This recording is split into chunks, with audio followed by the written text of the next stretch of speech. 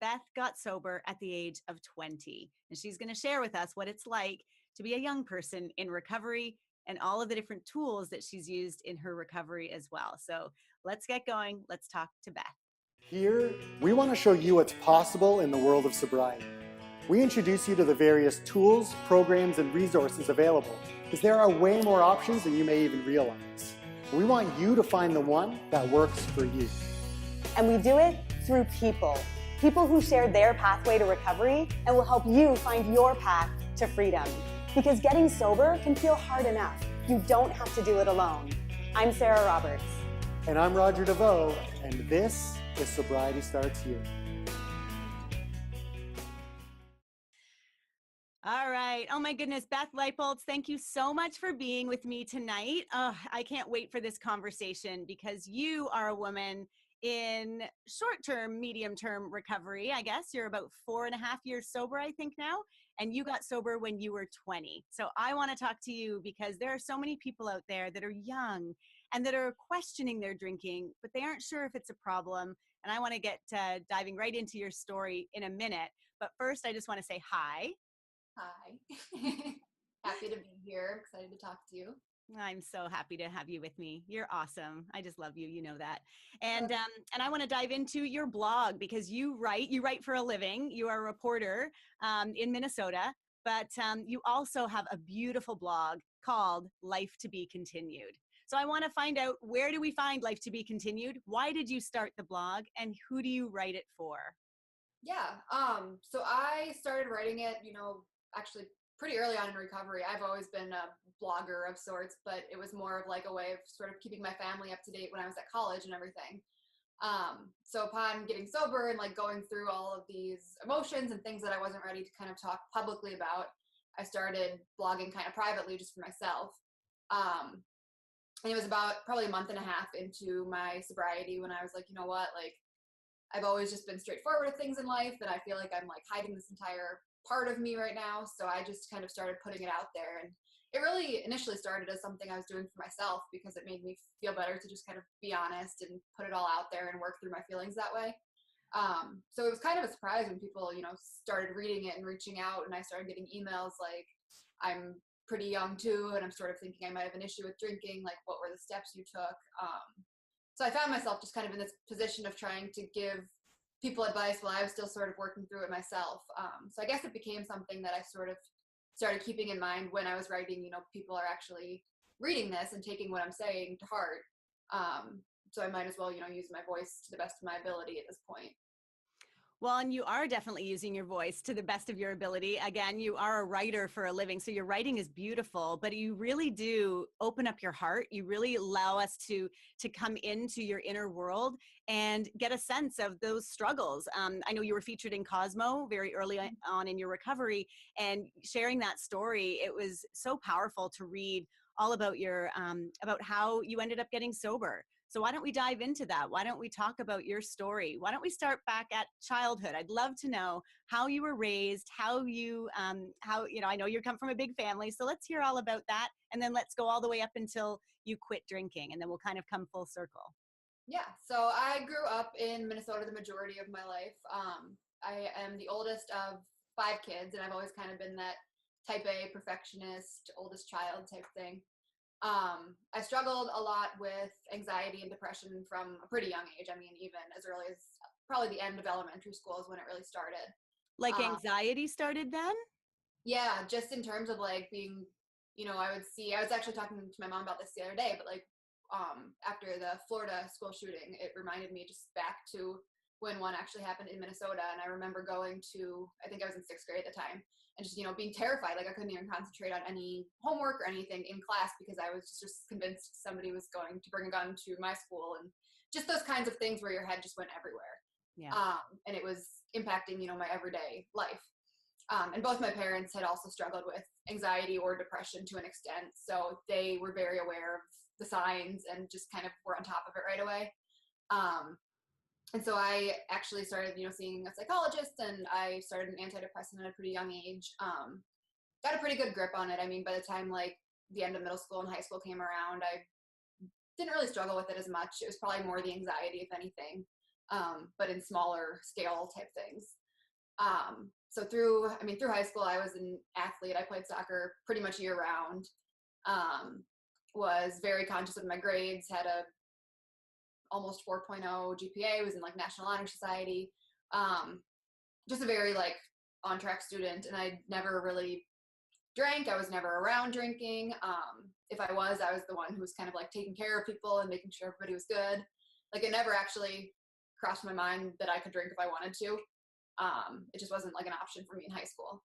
And I think I always knew that once I got to college and kind of got out of the small town atmosphere. I mean, I went to another small town, but I was kind of able to like start over there. Mm-hmm. I think I knew that I like would kind of venture into it a little bit.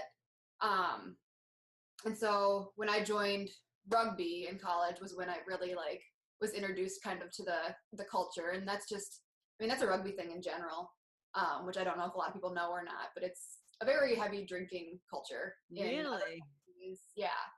I mean, like, after games, both teams will get together and kind of have parties, and there's just, it's a very drinking centered sport to an extent, obviously not during the sport. But so that kind of was me going from 0 to 100 in terms of, being around alcohol. So I was introduced into this world where it was normal to like drink a lot and get really drunk and laugh about it. And so I think it was like the middle of September my freshman year. So I'd been at school maybe a month the first time I drank. And I remember having like 2 beers and just getting this like vaguely dizzy feeling. Like I knew when it hit me. And I liked it at that point. I mean, I could tell that I like loosened up a little bit and it like wasn't nerve-wracking to talk to people and meet new people. And can I ask at this time, are you still on an antidepressant? Yes. Yeah.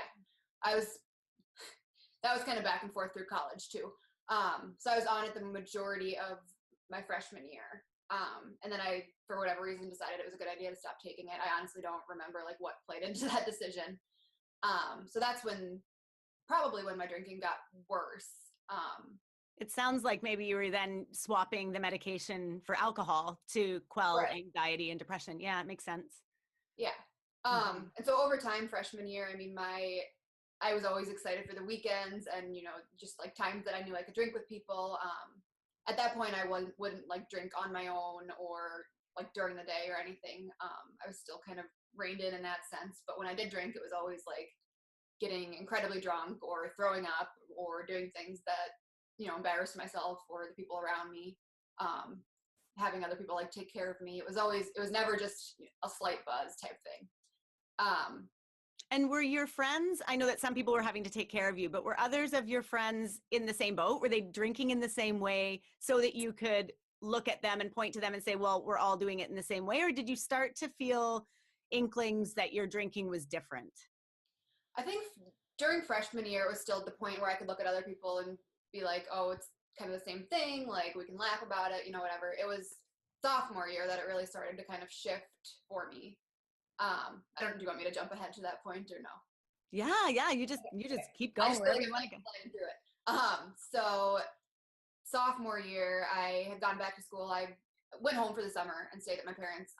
Drank like a couple times, but when I was at home, it obviously wasn't as like easily accessible. I didn't really have people to drink with, that type of thing. So getting back to school, I was really excited to get back to like my teammates and my friends and all of that. And are you doing well in college? Are your grades still kept up? Yeah, I mean, I think on some level I knew I could be doing better, but I still had like a 3.5 GPA. I still was applying myself. I still was getting everything done. I was, playing rugby. I was on the student newspaper. That was, I think, the biggest reason I thought everything was fine, was because I was still doing everything I would have been doing otherwise. Yeah. So by the time sophomore year came around, I don't really know what it was specifically, but like things kind of shifted and I started drinking like on my own, or like before we would go to a party, I would want to get drunk like before we even got there. So then I would just get like belligerently drunk once we were there, type of thing. I would just be bored. So I would decide that I was going to drink before class and, never to the point of being like ridiculously drunk. I'm sure people could probably tell that I'd been drinking, even though I thought I was being sneaky. But to me, it just kind of like made my life more exciting. And it made me, I don't know, it just made me feel more at ease with myself. Were your friends drinking before class, or was that kind of just your thing that you thought was fun and kind of cool? And I think occasionally, like before night class, a couple friends would drink type of thing. But I think I kind of shifted that into being just like before class in general. And it wasn't by any means like a daily or even a weekly thing, you know, it was just if I was like feeling really shitty about something or incredibly like anxious, that kind of thing. mm-hmm. So nothing specific ever really spurred it, but it wasn't a daily thing either. But throughout sophomore year, I mean, things started happening in terms of like, I fell during the winter on the ice here and split my knee open and ended up in the emergency room. Just things like that, waking up like with enormous bruises or cuts like that I didn't remember getting into fights with people that I didn't even remember having the fights the next day and being like, did that actually happen? So your knee being split open was from a drunk accident? Yeah. Wow. Yeah. I had worn heels in the middle of Minnesota winter because that seemed logical. And I think I slipped, I still don't even know what happened that night, and neither do the majority of people that were with me. But yeah, I slipped in the ice or something and just like split it open, and was bad enough that I ended up needing stitches. So some friends took me into the hospital, and I thought it was hilarious. And the doctor kind of brushed it off too, which later I kind of looked back at and I was like, you know, I wasn't even 21 at that point. Like I technically shouldn't have been drinking. Mm-hmm. And it was obvious that I had been. They didn't really say or do anything about it. So that's kind of just odd to me in general, in looking back later on. But at the time, I just thought it was funny. Yeah. But yeah, so throughout sophomore year, that kind of stuff just kind of kept happening and building up. And my parents were aware of it, obviously, because I ended up in the hospital. And I was still on their insurance. So I had to call them that next day and be like, by the way, and, you know, kind of try to make it sound like I wasn't drinking, but I think they knew I was drinking. And I think at that point, a couple friends had like sort of expressed concern too, either to me or to my parents. Because I had gone to college with a couple friends that I also grew up with, so they knew my family well and everything. And I just kind of had always brushed it off or been like, oh, it's a rugby thing, like, you don't get it, you know, whatever.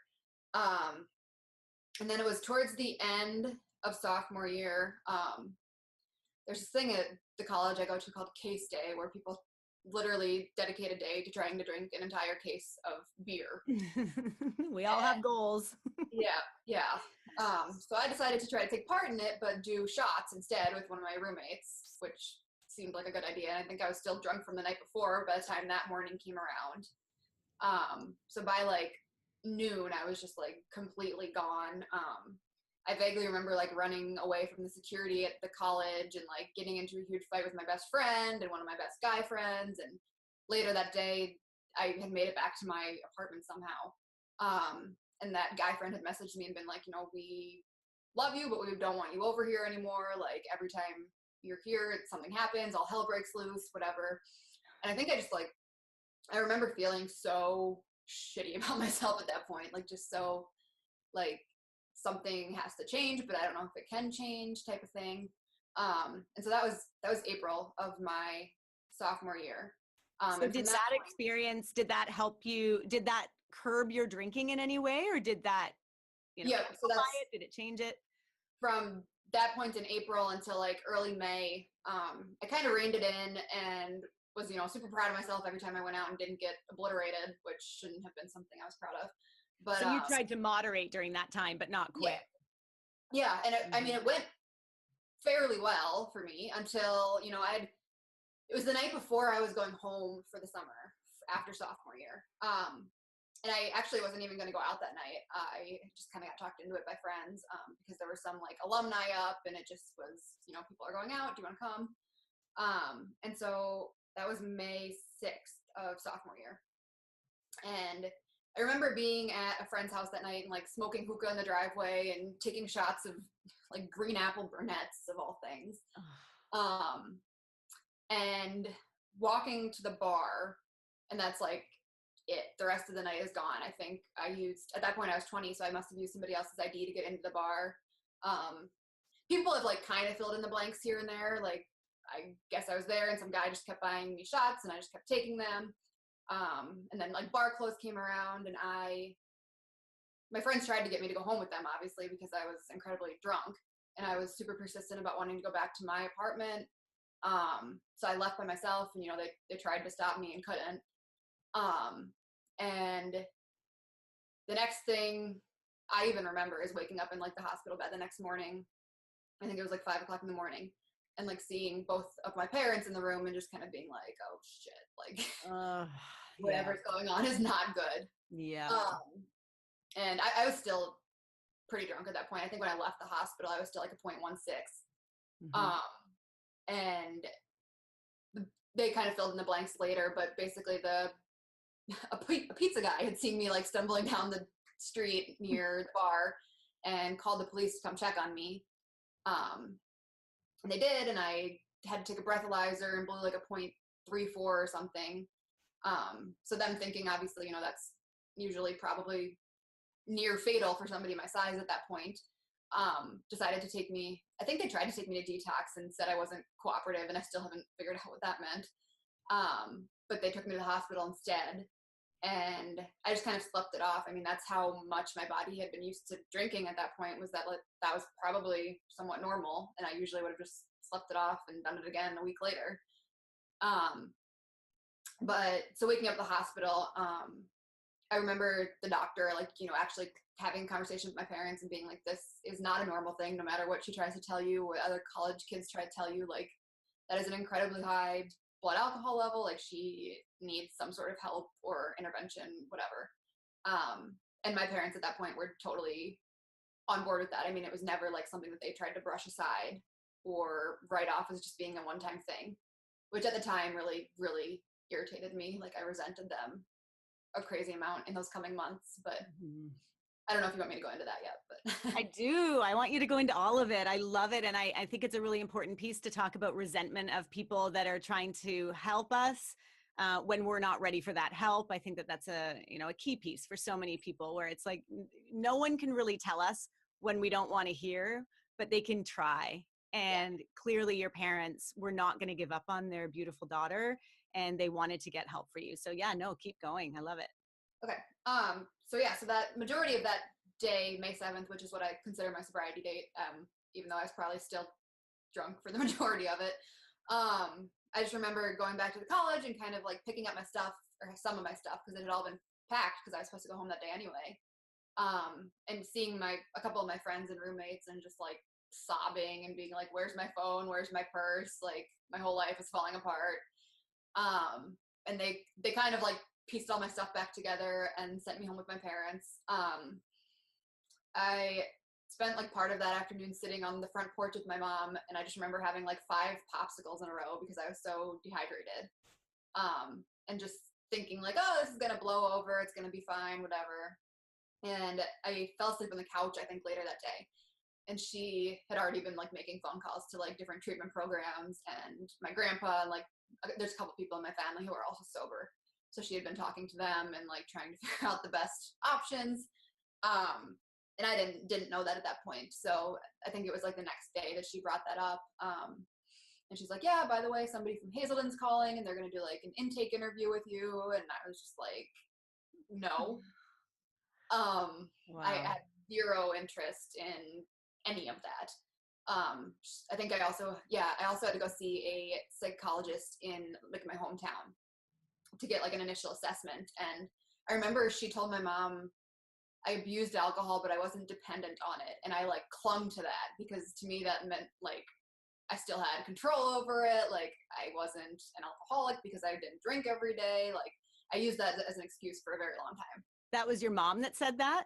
No, the psychologist I saw. Like, after she came back to me, she told my mom, like, yeah, she definitely has an alcohol abuse issue, but isn't like dependent on it physically or that kind of stuff.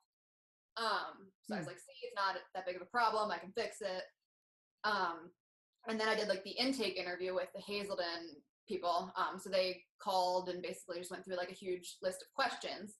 And I think I probably told like 75% of the truth. I didn't tell the full truth on all of them. Thinking I was going to like weasel my way out of it, or, they were going to be like, oh, you don't need to be here type of thing. Like questions like how much do you drink and how often and that kind of thing you lied I don't about? even remember that whole like couple day period is such a blur. Yeah. I just have like little snippets of it still. Mm-hmm. But I would assume it was stuff like that, or like, have you tried to stop drinking and couldn't, the normal sort of intake stuff. And I just remember at the end of the conversation, the guy being like, "Huh, you sound a lot like me when I got sober," and I was just like, "Okay, like no, I don't," and hung up and just kind of brushed it aside. But my mom was still in contact with them, and they kind of made the recommendation that, based on what I said, like I didn't need to be an inpatient treatment because I wasn't physically dependent on it. I had never been like a daily drinker. I was still at home with my parents, so it wasn't like I was living on my own. So they recommended their like 4-day-a-week outpatient program, which was about half an hour from my house. So I think I started like that next week or something. And I remember driving there and sitting in the parking lot and just being like, how is this my life right now? Oh, yeah. Yeah, I think I sat in the parking lot for like 20 minutes, and I had to like call my college roommate, my freshman year roommate, and she had to like give me a pep talk to actually go in there, and the whole night was just like the most uncomfortable I've ever been in my life. Like I remember the lady when I went in had to like go through my purse and take my phone and gave me like a coffee mug and an AA book and just all of these like really foreign things to me. Yeah. And I just felt like I wasn't even in my own body at that point. Like I was just kind of watching this unfold, being like, what is happening and who is this person? And that's a lot for a 20-year-old to do on their own. I mean, I know your parents were supportive, but they weren't there with you. That must have been, No. I can't even imagine sitting in that parking lot waiting to get the guts to walk through those doors. That's amazing. Yeah. And if I remember right, they weren't there because I was adamant that they not be there. Yeah. I was at that point just like incredibly pissed off at them, upset that they were making me do this. I think the biggest thing I was struggling with was being embarrassed, but I wasn't fully acknowledging that. Mm-hmm. So it was coming off as anger. So I'm not even entirely sure why my mom didn't insist on like driving me there and making me walk in the doors, because there was a good chance I wasn't going to do that. But I did, and I just remember like, sitting in the stereotypical circle and everybody going around and saying their names and like addict or alcoholic, and I was just like, I don't belong here. Like, and the majority of people that night I think had struggled with marijuana or opioids, or it wasn't anybody else that had talked about alcohol. So I was just kind of like, why am I here? I don't fit in with these people. And I went home that night and told my mom that. And so she called and, talked to the counselor or whatever. And they were like, no, she absolutely belongs here. Like, don't listen to her. So I just kept going, but I was like going through the motions. I went 4 times a week. The first couple weeks, I just completely like shut out my counselor, refused to actually like let her into my head and know where I was at. I was just like a version of myself that I don't even recognize when I think about it. And I don't know, as time passed, I don't really even know like when the shift sort of happened or took place, but I think I started becoming accustomed to, going there and like started handing my purse to them to be looked at and giving them my phone and like just doing things willingly. And it was around that same point that I had started to realize, it feels really good to wake up not hungover. I had started to like lose a lot of weight that I didn't realize was because of drinking. I enjoyed not having to like apologize to people the next day for things I didn't even remember doing. And it was at that same point that I read, it was a quote, I think I was just on Pinterest or something. And it said like, an alcoholic is anybody whose life gets better when they stop drinking.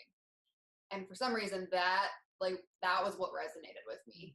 I've seen you write that several times or say that. I know that's a quote that really hit home for you.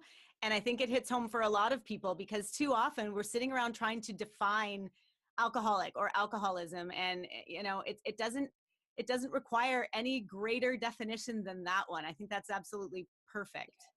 And I wish I knew who said it or where it came from, because I just think it's such a simplified version of it.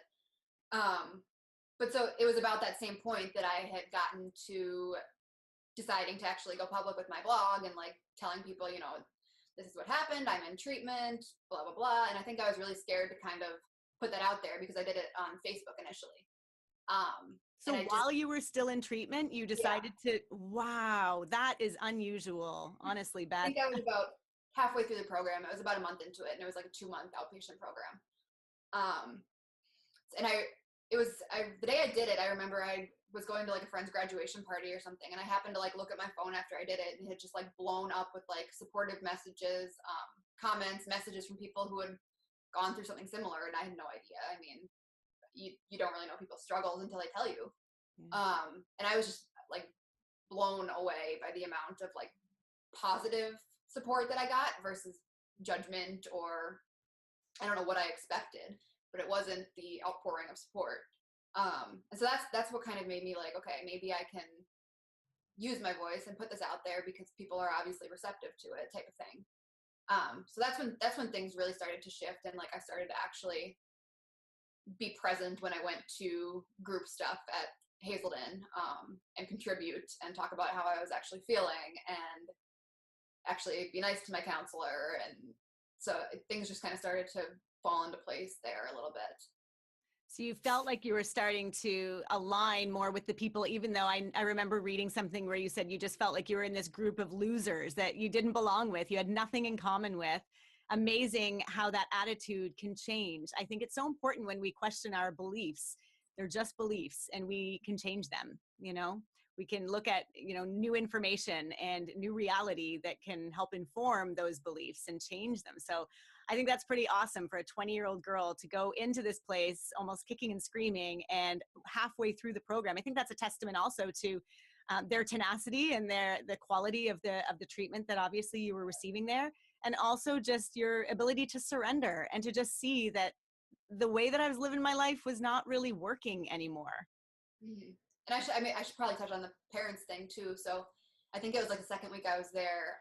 Saturdays were like family day. And so my parents had to come with me that day. And I just remember being so pissed off. My mom was sitting on one side of me and my dad was on the other. And like through this whole thing, you know, my mom and I have always been incredibly close. Like we've always kind of been on the same side of things. And then there was my dad. And my dad and I were close, but we just didn't agree on a lot. And so when this happened, those roles totally shifted for some reason. Like my dad became kind of my comfort. And I think it was because he was just more blunt and like not emotional about it. I mean, towards me at least. Whereas my mom just like cried.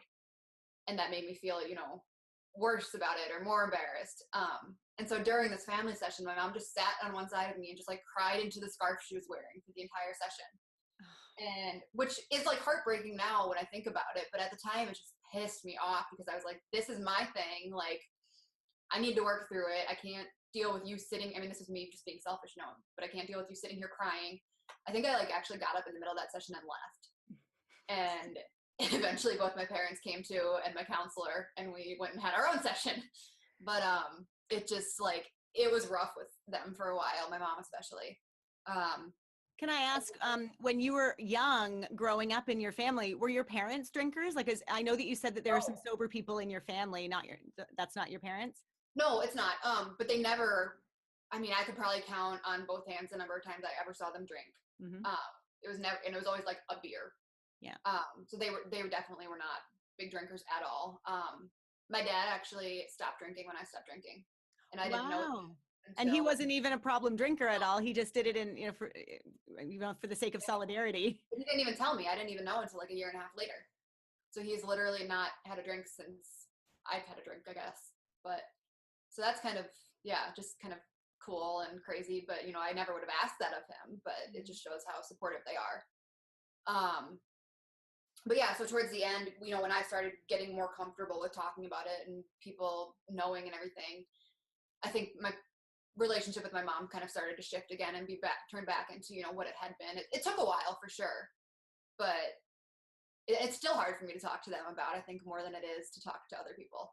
Do you feel guilt around it? Is it guilty feeling? Yeah. Mm-hmm. Right. It just comes from like, you know, what I put them through and that sort of thing, even though I know that overwhelmingly they're proud of me more than anything. Huge. So. Yeah, I'm lucky enough to be connected with your mother on social media, and she is amazing. You two could literally be twins. You look so much alike, and it's obvious the love and compassion that she has for you and the support. So I know that can feel tough when families are trying to get involved and you feel like you've got this thing under control, and then you feel guilt and shame and all of it around it. But oh my gosh, look where you are now. Okay, so you are finishing out treatment and you are starting your blog. Where do we go from there? Yeah, so I actually, this is another kind of unique aspect of my story, I guess, but I had been set to study abroad the following year. So like the next semester of school.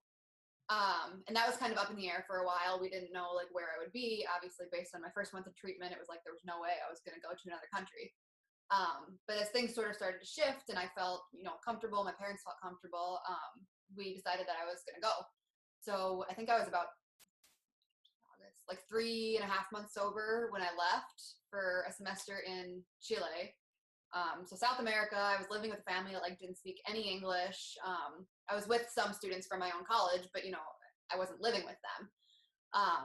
So I think it could have either gone incredibly poorly or incredibly well, and it went incredibly well. It was really good for me to get away from college and rugby and like the people that I drank with. I think that would have made it a lot harder to try to go back to that right away versus I was in a new place, I was seeing new things, I was getting these new experiences. Like drinking really wasn't even on my mind. I was able to kind of go out in Chile with the students that I had traveled with. That was kind of my first test, I guess, at being sober in a social setting. And I realized that it felt good to kind of be the one, like, I knew what was going on, I knew where we were, I knew how to get home. Like, it was just good to feel in control of everything. So your friends that you were traveling with were drinking while you were away? Yeah. And I mean, I think the majority of them drank. I don't think nobody else was like sober. I mean, there were people who were not big drinkers. And two of my rugby teammates were with me. So that was nice. And they weren't big drinkers as it was. They were very, controlled and whatever. But it was nice to kind of just have people that I knew ahead of that. Mm-hmm. So just being there and being sober and being present for all of it, like it was just awesome to have all those memories so clear and intact. And like, I can still picture all of the things I saw and heard, and like it just was great. Isn't that the best? Like when you look back on all of those party nights that you had that you legit cannot remember and you have to ask your friends what the hell happened, and then you can have all of those crystal clear memories from Chile. I think that's a really beautiful juxtaposition. It is. Yeah. It was an amazing place. And I really think that's a big part of like why I was able to stay so strong in my sobriety. And, coming back to school, obviously I was scared. Oh, and I turned 21 in Chile, which I think was also a good thing because the drinking age there is 18. Like nobody cares when you turn 21. It's not this big thing. Yeah. But all the girls on my trip like went out of their way to throw me a little like surprise party with like sparkling juice and like cake. They have something called manjar in Chile, which is like my absolute favorite. So they got me a cake with that, and it was just a really good like sweet way to spend my 21st. I mean, I felt like a little sorry for myself that day, but I got over it fairly quickly. So coming back, I was like 8 or 9 months sober, I think, and it just kind of showed everybody back at school that I was serious about it, I think, versus being like, oh, Beth's not drinking for a couple months. So that they all knew at that point, and it made me feel a lot more secure coming back. Mm-hmm. So yeah, that was spring semester of junior year would have been when I went back to school. And it was just more the same. Like it felt so good to be sober and responsible. People were like, oh, you look amazing. You seem so different, like good for you. And it was the same, as it was in Chile. It felt good to remember things. It felt good to know where my relationships with people were at. I was able to do an internship and be the editor of the paper and work an additional job, work an on-campus job, do all my classes, like do all of this stuff without worrying about like how my drinking was going to affect it.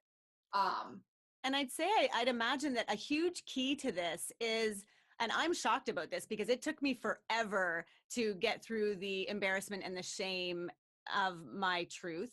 And I think that so much of what has served you is that right out of the gate, like during treatment, you start blogging, you start sharing this on Facebook, you start telling your friends that this is the situation for you. You weren't hiding behind it. You weren't lying about it. You owned your truth so early on. I think that's really served you well in your recovery and how you've been able to, you've not had a single relapse in the entire time. That's incredible. Thank you. Yeah, I don't know, it just, whenever people say that, I get like all that, because to me it felt like something I had to do, like in order to even be able to keep going on with my life. And maybe that's just because I was in such a small circle of people in a small town, and like it just wouldn't have been an option to hide it, I guess, in my eyes. Well, and that's a great point to make, that it's how you're able to keep going. That is the truth. It's how I truly believe, and that's why I'm doing this project in the first place. Sobriety Starts Here is for people who think that being sober is going to suck and it's going to be terrible and they're never going to be able to tell anybody and it's going to be something that they should be ashamed of or embarrassed about. And I just want to blow the lid off that with what we're doing by pointing people to all of these examples of beautiful, amazing, inspiring people in recovery that are living their lives vibrantly like you are. And at the age of 20 years old, you made this decision. Yes, your parents helped you to make it, for lack of a better word. Love your parents for what they did. And yes, you had that huge support, and it's great that Hazelden was right there, half an hour away, that you were able to go for outpatient treatment. But I mean, it's just such a testament to what it means to embrace sobriety, fairly early on, and to realize that this is just the best way to live. It's just such a better way for you to live. I think that it was really key for you to be able to see all of these examples of how your life was better without it. Yes, in Chile, you felt a little sorry for yourself when you're 21, because it's like, this is supposed to be that big drinking thing, because that's what media tells us. That's what the lie is, that it's all supposed to be this glamorous, sexy, fabulous, fun, enjoyable thing. And yet it is a drug that we are taking that is numbing us and killing us and, creating problems in our lives and having us leave our purses and forget where we are and end up in hospital rooms. Like, really? That is not a cool way to live life. I mean, look at the difference between that life and the life you live now. It's so easy sometimes when people will say, how do you do it? How do you stay sober? And I just remind them that all I need to do is look in my rearview mirror for about 30 seconds and remember even just one or two incidents where it was just the worst day of my life. And then immediately be able to say, how can I even compare the two lives? There's just no comparison. Yeah, I feel the same way. I mean, yeah, when I even just seeing pictures, like that's what always shocks me the most, is that in the midst of everything, like I didn't realize how different I looked and how unhappy I looked and how like empty and unfulfilled I looked. But when I look back now, I'm just like, there's such a difference. And like the way my eyes look in pictures, especially that sophomore year, that just always shocks me. And if I'm having like a pity party or whatever, looking at one of those photos will just like snap me out of it right away. Yeah, it's like when you're sick versus when you're well. It's like when you meet somebody who's sick with cancer or with another disease, you can see it in the way that they look, versus when they, battle it and win and they get healthy again. You can see it. And I see it exactly the same way with addiction. We can see it. It's sickness, it's disease versus health and wellness. I mean, it's two different ends of the spectrum. Yeah. All right. So keep going with your story. I'm loving it. So you're graduating. I'm assuming you graduate. Yes, I did graduate. Yep. I graduated in May of 2015. And at that point I was dating Brandon already, and that's my boyfriend that I've been with for 3 years. And so I actually at that point had a job lined up in the Twin Cities, so Minneapolis, St. Paul area.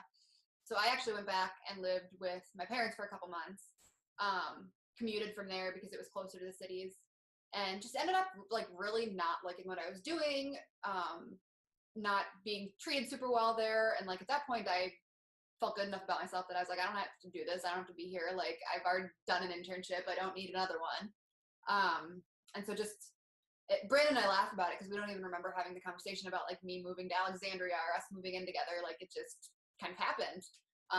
So I moved up here and moved in with him in a little house that we were renting at that point.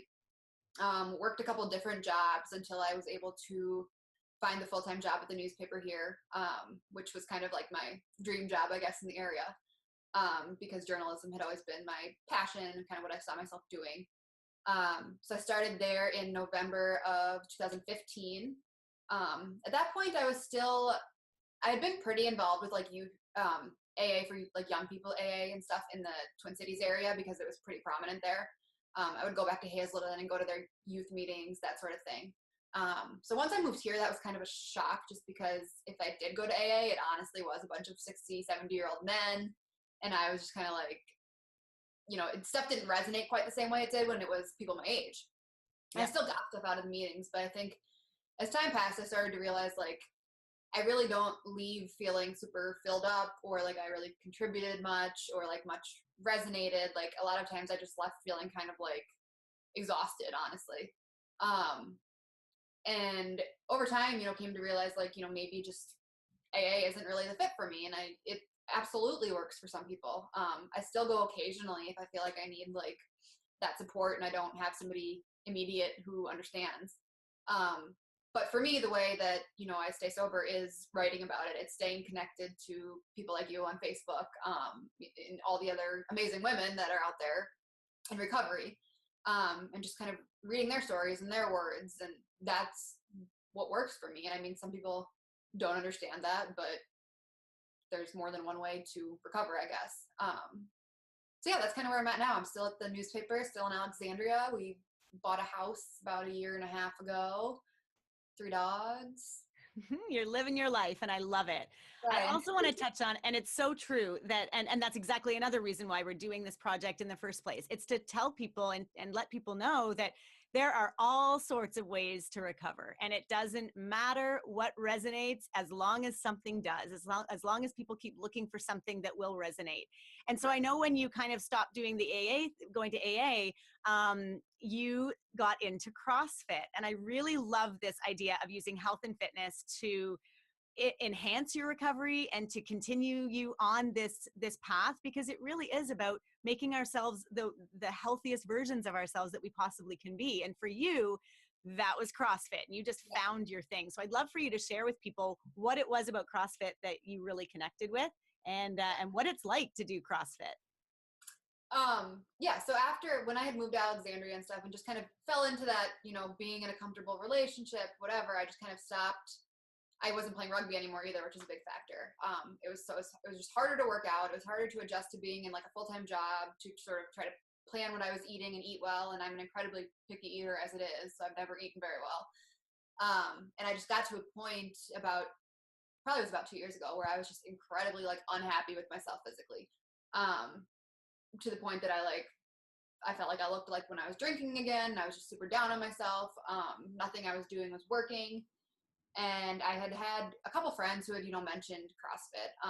One of them is Kelly Fitzgerald, who actually shares my sobriety date and is one of the women that I've met through everything online. But she just, you know, had posted about it all the time, and she had tried time and time again to get me to go. And I had gotten as far as like looking into the gyms in Alexandria, and there's 2 of them here. And I was kind of like, I don't know. And it wasn't really that I was like scared to go. It was honestly more of the money factor, because it is a fairly expensive way to work out. But so eventually I just got to the point where I was like, I need to do something because I'm not happy. And so that was November 30th of 2016. Yeah, because last year was a year. So I messaged the Facebook page and I was like, you know, what do you guys do in terms of signing up? And I remember the coach answering me, and I didn't know this was him at the time, but so this is Corey, who has become one of like the most influential people in my life. But he messaged me back and he's like, come in tomorrow at 12:30 and we'll get going. And I was just like, okay, like, do I need anything? I don't know what I'm doing. Like, this is the middle of my work day. Like, what do I wear? What do I bring? Yeah. What's happening? What do I expect? Yeah. I had zero idea. And he's like, nope, just bring workout shoes and clothes. So I showed up and I walked in, and I don't think it was as intimidating as I expected it to be, or I've just always been good at coming off confident, I guess, to an extent. But I remember like that first day, I had no idea what any of the movements were. Like, I literally just did exactly what Corey told me to do. He like stuck with me the entire class, which is rare. I haven't actually seen him do that with anybody else. So I don't know if he could just tell how much I like needed it. But just like certain things that I think back to now, like he told me to hop up on the gymnastics rings, and I just looked at him like, I can't get up there and I'm not going to try. And what are you talking about? But I did it, and, you know, slowly I realized I left that day, and I remember messaging my mom, who, as you know, is a personal trainer and is very like health oriented. And I think I'd always been like a little bit, she never implied this, but I always felt sort of embarrassed, like I was embarrassing her or something, because I sort of like wasn't living the best way I could be type of thing. And that was on me, not her. But I remember messaging her and I was like, I have not felt this like strong or capable or like happy about something in such a long time. And she had always been a little bit wary of CrossFit. Like, she just had heard a lot of the like horror stories, I guess, of people getting hurt and, you know, worrying more about reps over form type of thing. So I think she was a little bit like hesitant for me to get so into it. But that week I just kept going back, and like by the end of the week I couldn't even put my pants on. I was so sore. I I couldn't sit down in the toilet. I couldn't put pants on. I like couldn't even move, and I loved it.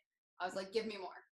So I actually had to like force myself to back off for a day or two and like recover.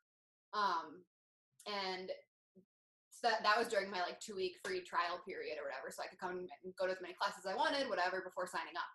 So at the end of that 2 weeks, Corey, my coach, had been like, let's just sit down and talk about it and kind of talk about what your goals are and what you're thinking. And I remember being so nervous to go in and talk to him because I was like, I just don't know if I can afford this. Like, I love it, but I don't know if it's worth it, that kind of stuff.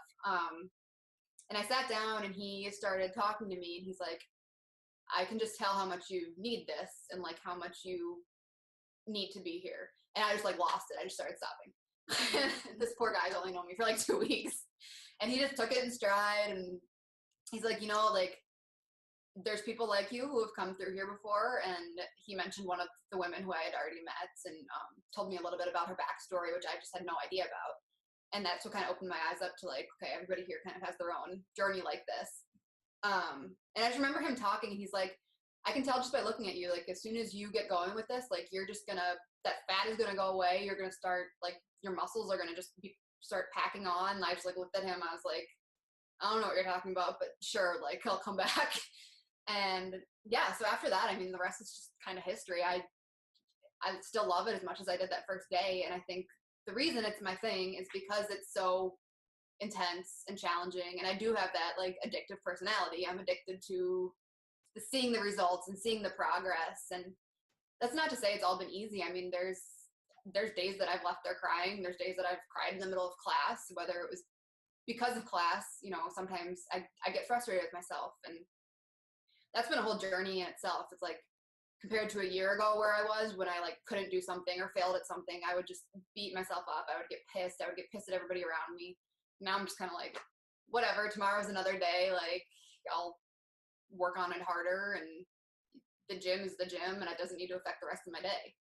I thought you were going to say that you were crying because I saw a picture once that you posted of your hands and the blisters and the blood. It was unbelievable. I was totally grossed out, but also impressed incredibly at the same time. I ripped them again last night. So wow. Yeah. It's awesome though. I love it. My word for 2018, and I'm actually sharing it with you pretty much for the first time. I don't know, haven't really talked about it, but my word is strong. I want to be the strongest that I've ever been in 2018 in all ways that the word means. And I just love it that for you, CrossFit is your way to be strong. It's just so awesome to see a 25-year-old young woman taking the world, by storm and busting ass and kicking ass and doing the work internally and externally and all the way around. And you're such an inspiration. Again, someone that got sober so young, 20 years old. That is young to realize that this thing had taken hold of you, and for you to be able to, again, your parents helped you to see what was going on and then all of the people that you were able to work with. But the fact that you did the work and you shared your story so early so that you could inspire other people to know that they are not alone and that it doesn't matter how young you are. It doesn't, addiction does not discriminate. It doesn't care how old we are. And I know you've even had some backlash from people, from young people that were saying, oh my gosh, yeah, Beth, so you got drunk a couple of times, but really, do you really have to plaster this all over social media? And I love the grace in which you respond to those comments by sometimes just deleting them. And that's what you got to do sometimes. And I love that you protected yourself and you conducted yourself with such grace and integrity. So I applaud you all the way around. I think you're an absolutely amazing young woman, and I'm so blessed to know you. I'm so glad we got to hug each other in New York last year. It was awesome meeting you. Yeah, you're just such an inspiration. Right away. It's funny. What did you say? Sorry? I think we just kind of connected right away. Like, it's funny. We had never really even talked prior to that. I know. And it's so funny that you mentioned, I love that. And I love that you mentioned Kelly Fitzgerald because she was living in Florida and you're in Minnesota and she's encouraging you to do CrossFit. Like, I feel like there really is that family approach when it comes to CrossFit. You guys really stick together. I really respect that. I'm not somebody who does CrossFit. I love to lift weights, but I don't do CrossFit. But anytime I come across people that do it, I just think, oh my gosh, that's a family. Those are people that really stick together and support one another. So I think it's an amazing way for you to find a support network. If that's something for people out there watching this or listening, and you're thinking, maybe that's something that I could do. If you don't connect with, maybe AA meetings or NA meetings, or you don't want to do SMART recovery or refuge recovery or whatever all else, all the other pathways that are out there, modalities, and you think maybe this is something that I could connect with that'll help me have a focus and something to do in the evenings rather than sit around and drink and just, make mistakes and do stupid things and feel shitty in the morning, CrossFit could be definitely something that you might want to consider. So I'm really glad that you talked about it. I didn't even touch, I suppose on the fact that like some of the people there have become like my best friends or the most important people in my life. I mean, like they're the people I talk to now when I'm having those really hard days or sobbing, or, I had a really awful week a couple of weeks ago and I went over to my coach's house for a little while at night just to like unwind and calm down because I just couldn't deal with being at home. So they really do just kind of like work their way into your life. And it's amazing, just like the support system that you can create. And that goes for anything. But I mean, for me, that's CrossFit. Do you find in the CrossFit culture, a lot of people don't drink, or are people, is it all sorts of people? It really is all sorts of people. I mean, I think if people don't drink, it's probably more for like health conscious reasons. But I've met a number of sober people who are also in CrossFit and find that it's, a great outlet and a way to kind of burn off steam when they can't do that otherwise. And so that's always fun too, just to kind of like be like, oh, me too. So I've loved chatting with you. Thank you so much for sharing your story. I think we've kind of come full circle. You continue to write your blog, Life to Be Continued. It is a beautiful blog. You're also a photographer and a graphic designer. You're a busy lady and just someone that I am blessed and honored to know. So thank you so much, Beth, for being with me tonight. I'd love you to share with people, how can they get in touch with you? How can they reach out? How can they connect with you on social media? Give us all your handles. Well, my blog is on Facebook as Life to Be Continued. I think it's the only one that comes up when you search that. Instagram is just my personal one, so it's EL9292. Okay, wait, we're going to repeat that. EL9292. Yeah. Why? What does that stand for? It's my birthday, September 2nd, 92. People always think it's just random, but and then because my first name's Elizabeth, so that's why it's EL. Yeah. And then those are the two I really probably use the most. Excellent. And then my website is just lifetobecontinued.com. So beautiful. Well, once again, thank you so much for this time. You're a busy lady, and I appreciate you spending some with me. You are amazing. You're an inspiration to all of us, not only just to young people and to young women, but certainly for people that are watching right now or listening. And, if you are questioning your drinking and you feel like, but I'm so young, I mean, how could this possibly be a problem? It's just as simple as Beth mentioned, that one quote that really changed everything for her. If it's just messing with your life, if you're feeling healthier without it, why not take a look at it? How does the quote go exactly, Beth? An alcoholic is anyone whose life gets better when they stop drinking. So. Yeah, I really love that. Do you use the label alcoholic anymore? Because I know you did for a long time, and so did I, and I've stopped-ish. I've stopped-ish too. I guess, I don't know, it doesn't really come up that often that I have to tell people because everybody knows because I'm so open about it. Yeah. If I meet somebody new and they offer me a drink or something, I just kind of say I don't drink. I don't say like I'm an alcoholic because I think it scares people in a way, and they're like, they feel like they offended you and did something wrong, and I find it easier to be like, I just don't drink. Mm-hmm. They ask more, they don't. We just leave it. I feel the same way. I used it in the beginning so I didn't use it forever. And then when I came out publicly, I used it because I felt like I finally owned it and I was proud of it and it felt empowering and it felt like the truth. And over the years, especially after, people like Holly Whitaker talked about it and Laura McCowan sort of, started to veer away from it, and other teachers and mentors started veering away from it, it really gave me that pause that I needed to sort of step back and think, wait a minute, do I need this label? Is it serving me? And so I'm not wearing it as often as I used to wear it. And I think that I did. I used to almost use it like a fuck you, like I'm an alcoholic, you asshole. And now I don't have that kind of anger. I'm just so happy with the way my life feels that I don't feel like I need to throw it in anybody's face. And I'm with you. I was in Mexico over Christmas, we're recording this in February, so it was a couple of months ago. And when I was there, it was funny how many times I was offered alcohol, and it would just be, no, I don't drink. And, even though it's a huge culture of alcohol in Mexico, you just get used to it. And over time, it really does get easier, doesn't it? To be able to pass it up and to not care so much about it. I actually was in Mexico for Kelly Fitzgerald's wedding about a year ago now. Amazing. And that's the only time I've ever accidentally been given alcohol. So that was kind of an interesting, oh crap moment. I didn't even realize that I drank part of the drink, and they came back and swapped it out without saying anything and just kind of said alcohol. And I was like, okay. But I mean, luckily, I didn't really let it get to me and shook it off type of thing. But that kind of stuff.